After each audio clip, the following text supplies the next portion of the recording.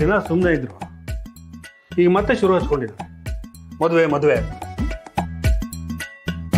ಮನೆ ಕಟ್ಸೋದಕ್ಕೆ ದುಡ್ಡು ಹೊಂದೋದಕ್ಕೆ ಆಗ್ತಿಲ್ಲ, ಇನ್ನು ಮದುವೆಗೆ ಎಲ್ಲಿಂದ ಅಂತ ತರೋದು?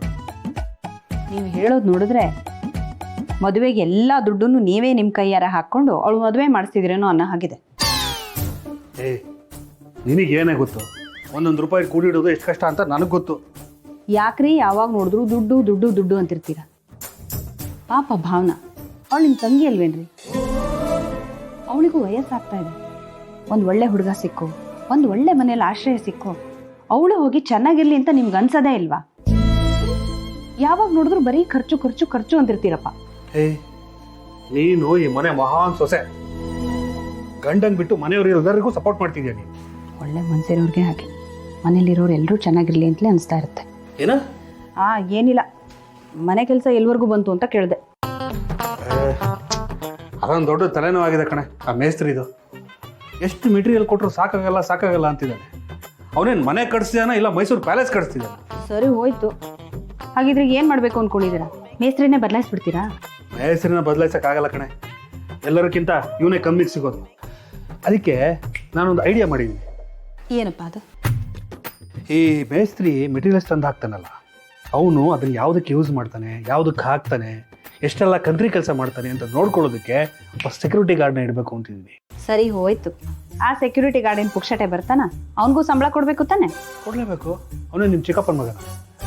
ಇರೋದ್ರಲ್ಲೇ ಯಾವನೋ ಕಮ್ಮಿ ಅಂತಂದು ಹಾಕೋಣ ಅಂತಿದ್ದೀನಿ. ಏನೋ ಒಂದು ಮಾಡಿ.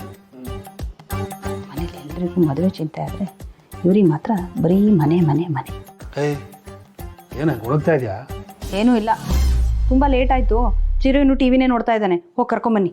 ನೀನು ಕರ್ಕೊಂಬರ್ರಿ, ಬೇರೆ ಕೆಲಸ ಇದೆ. ಇನ್ನೇನು ಕೆಲಸ ಇರುತ್ತೆ ನಿಮಗೆ? 1 ರೂಪಾಯಿ ಚಾಕ್ಲೇಟ್ ತಿಂದರೆ 5 ರೂಪಾಯಿ ಪೆನ್ ತೊಗೊಂಡೆ, ಅದನ್ನು ಬರೆಯುತ್ತಾನೆ.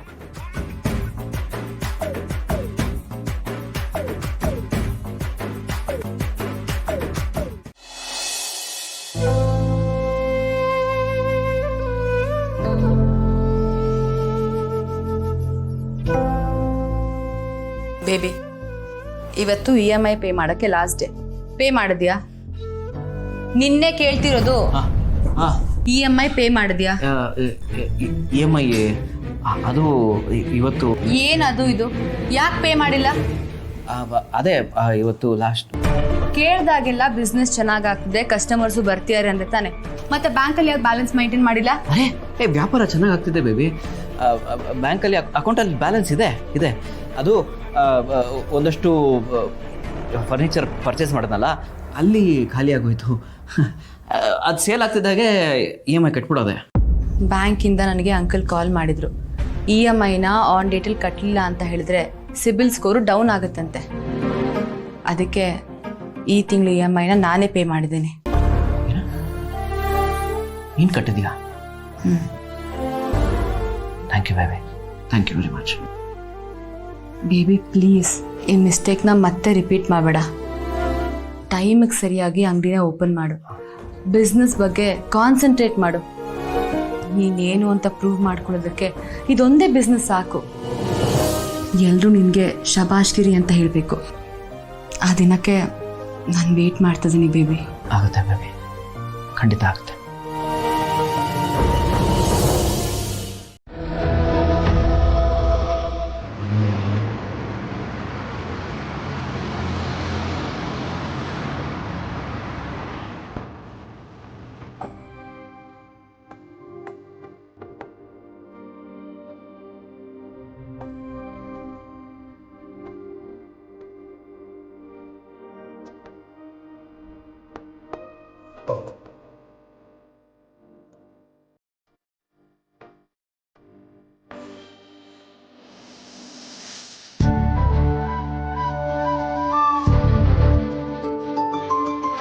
ನಿನ್ನೆ ಅವ್ರು ಬಂದಾಗ ಮಾತಾಡ್ಸೋದು ಬಿಟ್ಟು ಇಬ್ಬರಲ್ಲಿ ಏನು ಮಾಡ್ತಾಯಿದ್ರಿ?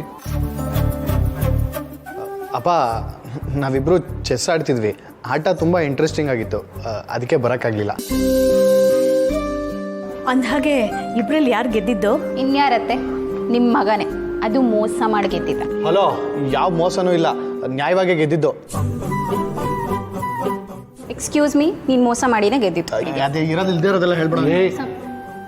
ಮದುವೆ ಆಗೋ ವಯಸ್ಸಲ್ಲಿ ಒಳ್ಳೆ ಎಳೆ ಮಕ್ಕಳ ಥರ ಕಿತ್ತಾಡ್ತಿರಲ್ಲ. ನಿನ್ನೆ ಬಂದವ್ರನ್ನ ನೋಡಿ ಕಲಿಬೇಕಾಗಿತ್ತು. ಇಷ್ಟು ಚಿಕ್ಕ ವಯಸ್ಸಿಗೆ ಎಷ್ಟು ನಯ ವಿನಯ, ದೊಡ್ಡವ್ರ ಹತ್ರ ಹೇಗೆ ನಡ್ಕೊಳ್ಬೇಕು ಅನ್ನೋ ಸಂಸ್ಕಾರ ಅವ್ರು ನೀವು ಒಂದ್ಸರಿ ನೋಡಬೇಕಾಗಿತ್ತು. ಅಪ್ಪ ಆಟ ಮುಗಿಸ್ಕೊಂಡು ಅವ್ರನ್ನ ಭೇಟಿ ಆಗಬೇಕು ಅಂತಲೇ ಬಂದೆ. ಅಷ್ಟರಲ್ಲಿ ನೀವು ಯಾರೂ ಇರಲಿಲ್ಲ. ಅದು ಸರಿ, ನಮ್ಮ ಜಮೀನ್ ಬಗ್ಗೆ ಅವ್ರು ಏನು ಹೇಳಿದ್ರು? ಒಪ್ಕೊಂಡಿದ್ದಾರೆ. ಹಾಂ, ಈ ಫೈನ ತೊಗೊಂಡೋಗಿ ಕೊಟ್ಟು ಬಾ. ಆಮೇಲೆ ಬೇರೆ ಯಾರ ಕೈಲಿ ಕೊಟ್ಟು ಏನೂ ಆಗೋದು ಬೇಡ. ಸರಿಯಪ್ಪ. ವಿಶ್ವ, ನಾನು ನಿನ್ನ ಜೊತೆ ಬರ್ತೀನಾ? ಏನು ಬೇಡ, ನಾನು ಒಬ್ಬನೇ ಹೋಗಿ ಬರ್ತೀನಿ, ನೀನು ಇಲ್ಲೇ ಇರು. ವಿಶ್ವ, ನೀನು ಅವ್ರ ಮನೆಗೆ ಹೋದಾಗ ಅವ್ರ ಹೆಂಡತಿ ನೋಡಿದ್ರೆ ನಾನು ಕೇಳಿದೆ ಅಂತ ಹೇಳೋ. ನಿನ್ನೆ ಅವ್ರ ಹೆಂಡತಿ ಬಗ್ಗೆ ಆತ ಹೇಳಿದ ಮೇಲೆ ನನಗೆ ಅವಳನ್ನ ನೋಡಬೇಕು ಅನ್ನಿಸ್ತಾ ಇದೆ. ಸರಿ ಅಮ್ಮ, ಸಿಕ್ಕಿದ್ರೆ ಖಂಡಿತ ಹೇಳ್ತೀನಿ. ಅಪ್ಪ, ನಾನು ರೆಡಿಯಾಗಿ ಹೋಗ್ತೀನಿ. ಹಾಂ, ಡಾಕ್ಯುಮೆಂಟ್ ಜೋಪಾನ. ಸರಿ, ಹುಷಾರಾಗಿ ಹೋಗ್ಬಾ.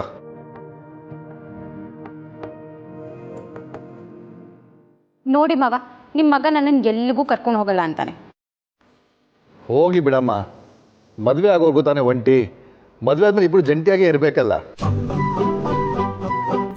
ಹೋಗಿ ಮಾವ ನೀವು.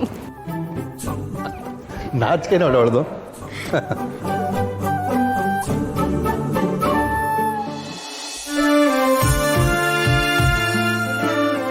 ವಾ, ಬೆಳಿಗ್ಗೆ ದುಂಡು ಮಲ್ಗೆ ತರದೆ ಮರ್ತ ಹೋಗ್ಬಿಟ್ಟಿದ್ದೀನಲ್ವಾ.